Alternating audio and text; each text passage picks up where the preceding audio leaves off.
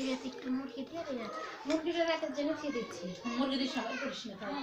রাতের জন্য। আর কোনটা দিবার মধ্যে মাছ একটা দিয়ে চাকা কোনটা চাকা ছিল না?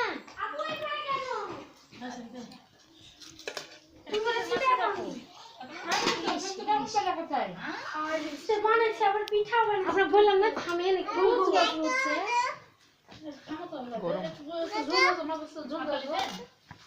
এই যে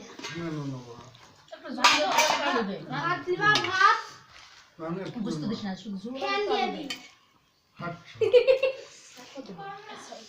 পানিতে পানি পানিতে পানি দিতে না আমার পানি দিই পানি দিই। ওই যে ওখানে জগ আছে আরেকটা জগ দিয়ে দাও আলু দেখ